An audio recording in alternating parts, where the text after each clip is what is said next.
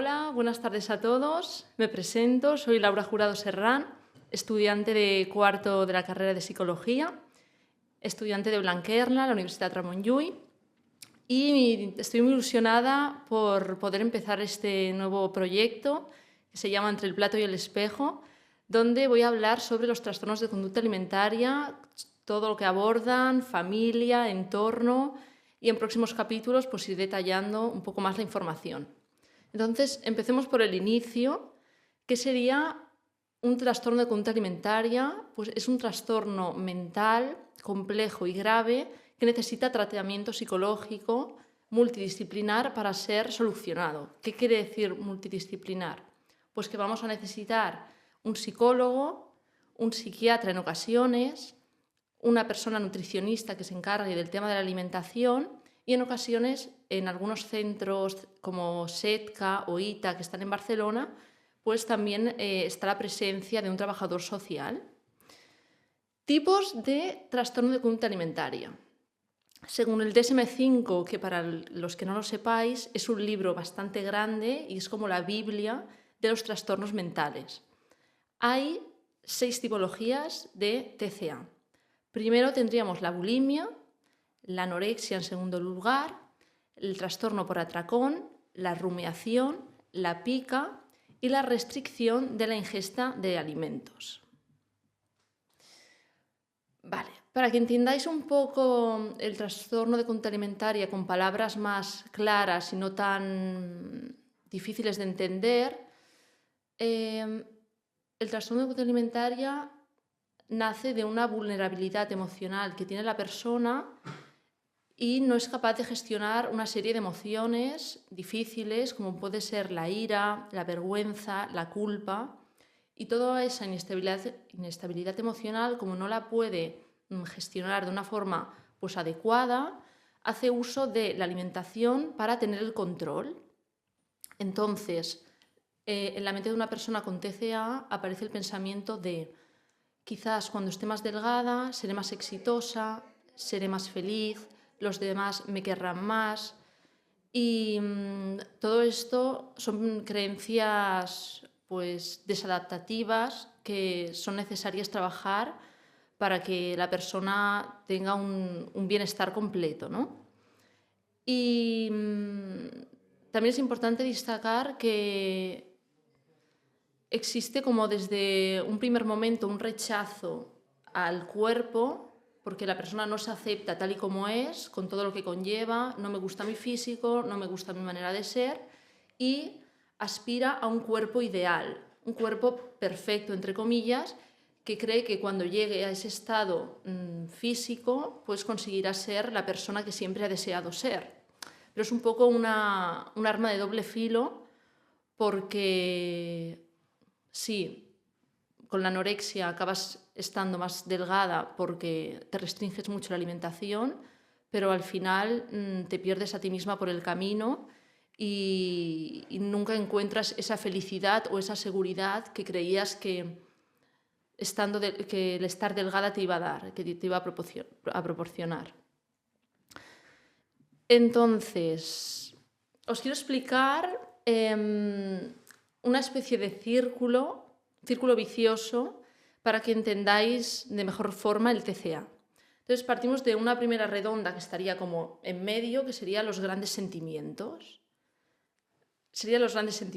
Entonces, sentimientos como lo que he comentado antes, ira, culpa, vergüenza, todo esto la persona no lo puede gestionar, pasamos a una segunda esfera y la tercera esfera sería una utilización de mecanismos de afrontamiento por parte de la persona, como por ejemplo restringir la alimentación o en el caso de la bulimia, pues darse atracones para castigarse a sí mismo o porque cree que no ha estado bien en un determinado punto de su día. Y esa utilización de estrategias que para la persona son dañinas te da como un cierto alivio a corto plazo. Y después aparecen sentimientos pues, de culpa, de vergüenza, ¿por qué he hecho esto? No debería haber vomitado. Y volvemos otra vez a sentirnos mal y a recaer, y a no saber gestionar las emociones, y es como un círculo que se va retroalimentando solo.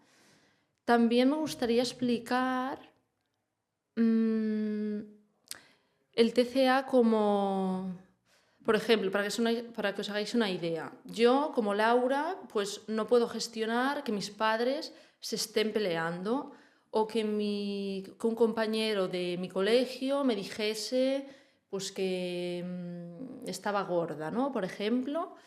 Entonces, como la persona no sabe gestionar de forma, bueno, no sabe gestionar como todo lo externo a su vida, siente la necesidad de controlar algún aspecto, ¿no? Que en este caso sería la comida. Y la persona piensa, vale, si controlo lo que como, al menos tengo una parte de mi día a día, una parte de mi vida, que yo soy la que dirige, yo soy la que toma el control. Y por eso es muy difícil, pues para una persona que tiene un TCA, poder separarse de eso, porque realmente es como un flotador. O sea, por ejemplo, la persona pues, se siente en el mar y es un flotador salvavidas el hecho de utilizar la comida como recurso para afrontar pues, sentimientos o problemas familiares y demás. Vale, seguidamente os quería enseñar una rueda de las emociones que creó Paul Ekman, que si la buscáis por Google os saldrá y os la podéis descargar. Yo la tengo impresa en pequeño en mi móvil y es esta rueda de aquí, ¿vale? Os la enseño. Y aquí en este círculo tenéis las 6 emociones básicas, que sería ira, asco, tristeza, felicidad, sorpresa y miedo, y alrededor de ellas están todas las emociones secundarias. Entonces, me parece una herramienta súper útil para todas aquellas personas que no sepan identificar pues, qué están sintiendo en ese momento o qué emoción están teniendo para decir, vale, me siento triste, pero claro, la tristeza aborda muchos estados anímicos. ¿Cuáles de estos son? Pues es un recurso muy efectivo para identificarlo de una forma muy clara. Seguidamente os hablaré de una imagen que yo creo que en todos los centros de trastorno de conducta alimentaria ha salido y es el típico iceberg del TCA, ¿vale? Entonces, para que me entendáis, la parte de arriba del iceberg son todos aquellos aspectos visibles, todos los aspectos que nosotros o nuestros familiares, nuestros amigos, podemos observar con nuestros propios ojos. Por ejemplo, pues la persona va al baño y vomita. La persona se está dando atracones. Tiene un control excesivo con el peso porque cada tarde va a buscar la báscula y va a pesarse. Va al gimnasio 6 días a la semana. Todo esto se puede ver. O hace comentarios en voz alta en el sentido de tengo miedo a engordar, le tengo miedo a los carbohidratos porque pienso que me van a hacer subir de peso. La persona también suele aislarse tanto en la familia como en las amistades. Al final acabas como abandonando tus hobbies y acabas quedándote muy sola en todo este proceso. Luego tendríamos saltarse comidas o ayunar, también sería algo muy visible, y una persona con TCA pues tiende a veces a engañar o a mentir a su entorno pues para no comer, ¿no? Por ejemplo, decirle a tu madre que a las 3 has quedado con tus amigas de la universidad para ir a comer a un restaurante, realmente no has quedado con nadie y estás paseando por la ciudad de Barcelona, las horas van pasando y la única intención era pues no ingerir nada en ese periodo de tiempo, ¿no? Y luego también las personas que tienen TCA les suele costar mucho comer delante de las otras personas, por eso la época navideña es muy difícil, aparte se le da como mucha importancia a nivel cultural a la alimentación y es una época muy complicada para una persona que tiene TCA, sobre todo si no ha reconocido este problema o si sus familiares pues, no saben acompañarla como se debería, ¿no? En estos casos. Luego también pueden aparecer sentimientos de culpabilidad. Una persona que tiene un diálogo interno pues, de castigarse, de no ser autocompasiva, de decir que, por ejemplo, he tenido un error y digo en voz alta qué tonta soy o qué mal lo hago, ¿no? Son afirmaciones que también denotan que algo va mal. Y luego tendríamos ir al baño después de comer. Pues, por ejemplo, con una persona bulímica, lo que suele hacer es comer delante de sus padres o delante de sus amigos e ir inmediatamente después al baño, pues, para expulsar todos esos alimentos. Y ahora viene la parte de abajo del iceberg, que aquí es la parte, pues, más difícil de ver a ojos ajenos y sería la parte no visible. Parte todo, yo creo, de una baja autoestima por parte de la persona que sufre un TCA. También solemos ser como personas que, como con mucho perfeccionismo, que no... Solemos ponernos unas gafas en el día a día de verlo todo o blanco o negro y nos cuesta mucho ver como la escala de grises. También tendríamos creencias desadaptativas, pues, que no nos ayudan a tener un diálogo interno positivo.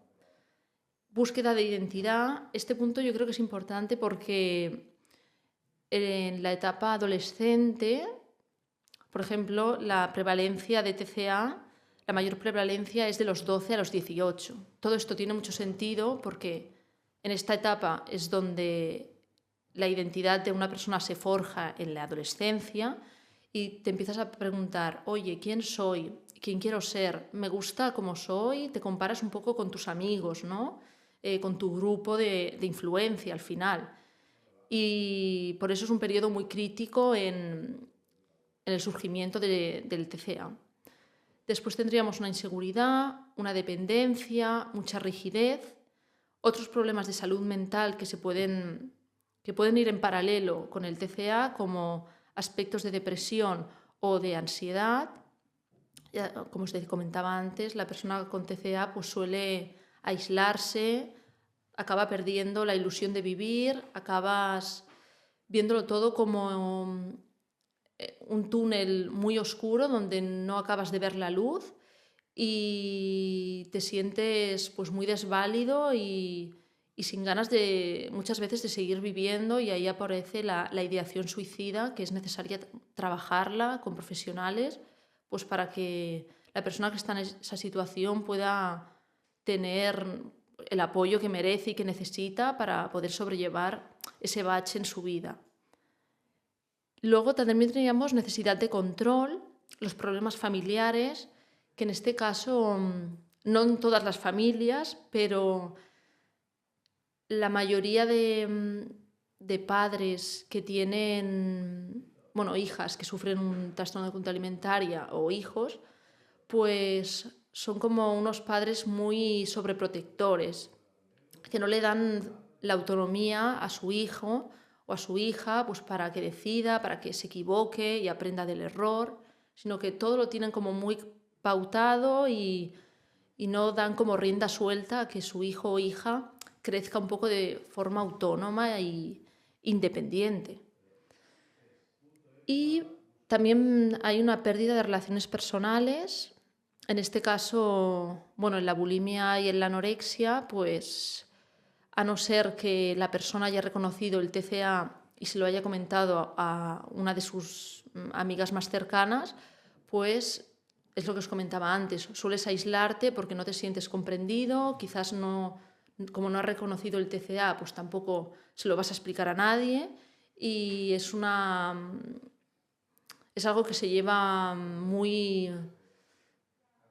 como de luto hasta que eres capaz de reconocerlo y expresárselo a alguien.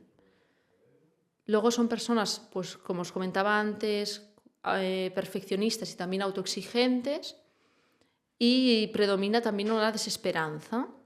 Entonces, esta es como la idea general del TCA, y como veis, todas las partes de arriba serían los síntomas, la sintomatología, y hasta que en terapia no se trabaje toda la parte de abajo del iceberg, los síntomas de arriba no irán reduciendo, no se irán reduciendo, para que me entendáis.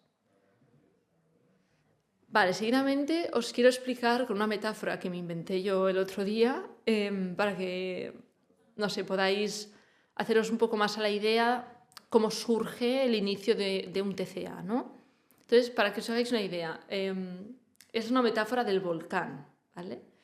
Entonces, imaginaros un volcán y el TCA es como un volcán que se va gestando poco a poco, poco a poco, poco a poco, y no es como una seta que nace en la montaña de un día para otro, sino que va, o sea, es un proceso muy lento y la parte de abajo del volcán sería como la lava, ¿vale? Entonces la lava, pues ahí es donde encontramos pues baja autoestima, gestión emocional baja, padres sobreprotectores. Todos esos ingredientes de la lava están todos mezclándose, todos van subiendo poco a poco, hasta que al final la lava llega hasta arriba, hasta la parte de arriba del volcán y explota, ¿no? Que es ese momento donde se puede ver más de forma visible las consecuencias de un trastorno de conducta alimentaria. También me gustaría comentar algo que me parece bueno, importante, y es que yo creo que la sociedad no tiene como mucha idea o no entiende muy bien lo que es un trastorno de conducta alimentaria. Entonces, es importante destacar que una persona con un índice de masa corporal normal, o sea, ni que esté pues, con muy bajo peso ni muy alto, puede tener anorexia, o una persona pues, con un índice de masa corporal más grande y más elevado también puede tener anorexia, aunque no lo veamos en su cuerpo o aunque no la veamos muy delgada, puede estar pasando por un periodo de anorexia. Y también es importante destacar que en muchas ocasiones la persona puede empezar durante unos años sufriendo anorexia y la anorexia se puede convertir en bulimia. ¿Por qué?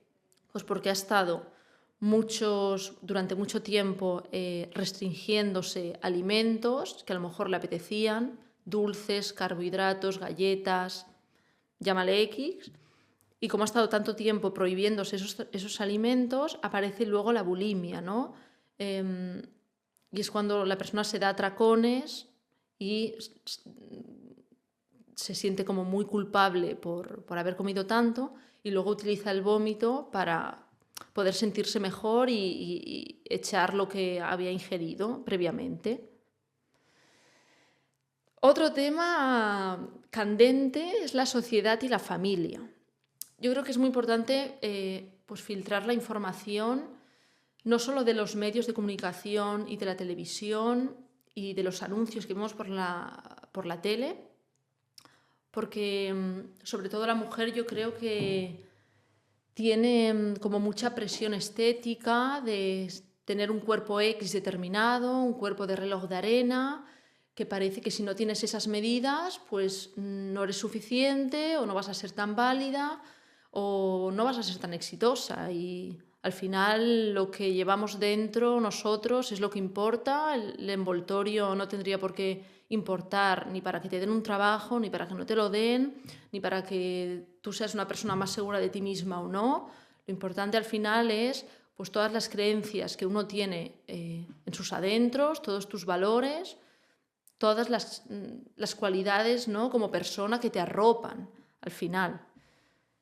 Y me estaba yendo un poco por las ramas, pero nada, básicamente eso, que tampoco hay que o sea, hay que tener como una opinión crítica, porque en las familias o en los colegios, ¿no? A veces se dice, en las charlas informales, cuando los padres van a buscar a sus hijos, puede que aparezcan comentarios de, pues yo a mi hijo para merendar le traigo 2 huevos y un racimo de uvas porque pienso que siempre tiene que comer de forma saludable, ¿no?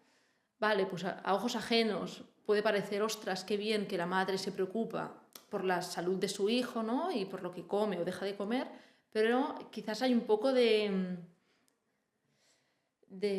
¿cómo decirlo? Que no es necesario siempre tener una alimentación súper limpia y comer siempre, pues, saludablemente. O sea, tiene que haber cabida para todo, pues para poderte permitir un croissant o lo que sea, una magdalena, porque también la vida y el TCA, pues, bueno, el TCA no, pero la vida se trata de un equilibrio, ¿no? Eh, y los extremos, pues, nunca son buenos. Vale, luego también comentarios que puede hacer la familia que no son adecuados. Yo creo que estos comentarios suelen aparecer cuando los niños son pequeños. Por ejemplo, qué bien que te lo has comido todo. O como te has portado muy bien, pues te voy a comprar una bolsa de chuches. Cuando la comida no debería ser un premio, ni algo que te tengas que ganar porque hayas hecho mucho ejercicio. O sea, al final hay que nutrirse porque como seres humanos, si no comemos, nos morimos, pero no hay que, o sea, no hay que buscar un placer, ¿no? En la comida. Sí que es verdad que te puede dar placer, pero no ha de seguir esa línea, no debería ser un premio la comida. O ha sido lo que os comentaba, ¿no? Qué rápida que ha sido, muy bien. Hay que respetar también los tiempos de ingesta de la persona. Por ejemplo, yo hace 4 años o 5 hice prácticas en un colegio de educación infantil y sí que me di cuenta a la hora del comedor que las profesoras pues forzaban a los niños a comer hasta el punto de introducirle el tenedor en la boca con el puré, con el trozo de carne que el pobre niño pues ya no podía más. Claro, yo creo que esto no es respetar los tiempos de... O sea, no los tiempos, sino la saciedad del niño, ¿no? O sea, porque un niño pequeñito pues coma un poquito menos ese día, pues no le va a pasar nada. Pero si constantemente lo forzamos a que se acabe el plato y no respetamos pues, su opinión de, oye, no puedo más o estoy lleno, necesito dejar de comer, pues es como que no, tampoco respetamos los tiempos.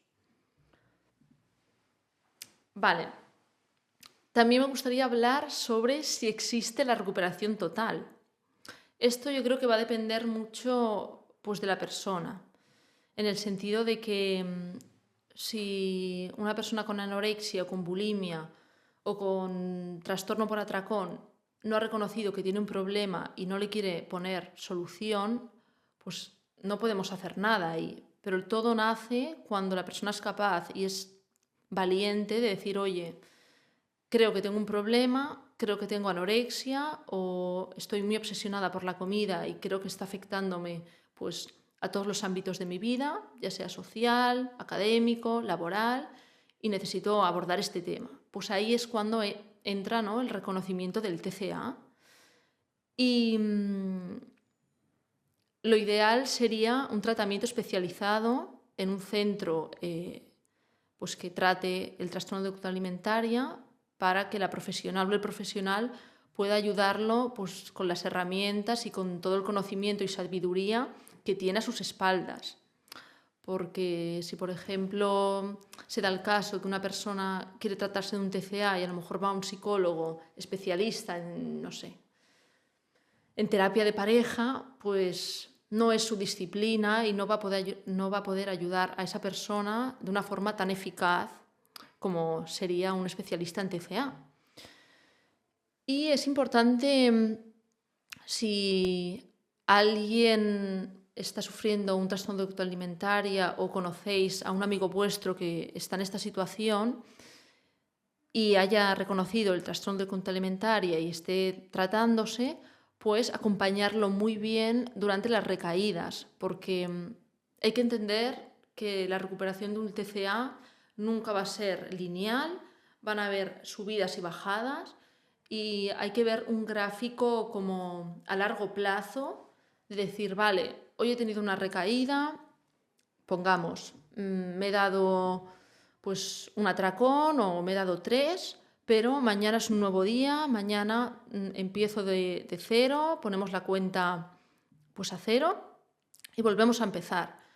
Esto parece fácil decirlo, pero es muy difícil ponerlo en la práctica porque te tienes que armar de valor, intentar no pensar en el pasado y en lo que pasó el día anterior y decir, bueno, voy a ser autocompasiva conmigo mismo, conmigo misma, sí, bueno, ya me entendéis, conmigo mismo y voy a intentar, pues eso, afrontar un nuevo día con, pues eso, con talante y no pensando en lo que pasó ayer, porque si no nos quedamos atrapados en la recaída y puede ser un ciclo bastante vicioso, ¿no? Porque en ocasiones, por ejemplo, con la bulimia, si una persona pues se está dando atracones día tras otro, día tras otro, día tras otro y no es capaz de salir de casa o no tiene las herramientas como para poder hacerlo, la fuerza de voluntad de empezar de cero se va agotando.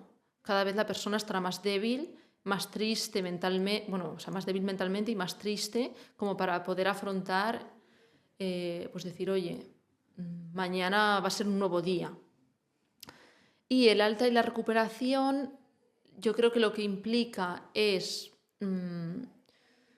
que hayan pasado un mínimo de 6 meses sin que la persona que esté en tratamiento haya tenido una recaída y sobre todo que la psicóloga o el psicólogo que te esté tratando pues te vea con todas las partes del iceberg de abajo, casi todas, al 90%, pues al 100%, ¿no? Que ya tengas una buena autoestima, que tu diálogo interno sea positivo, que no seas tan autoexigente, que si te gusta hacer deporte y por una situación X esa semana, en vez de ir 6 días, tienes que ir 3, pues que te sientas a gusto también y que puedas disfrutar de ese tiempo pues de descanso, ¿no? Que también nuestro cuerpo a veces necesita y merece pues un descanso.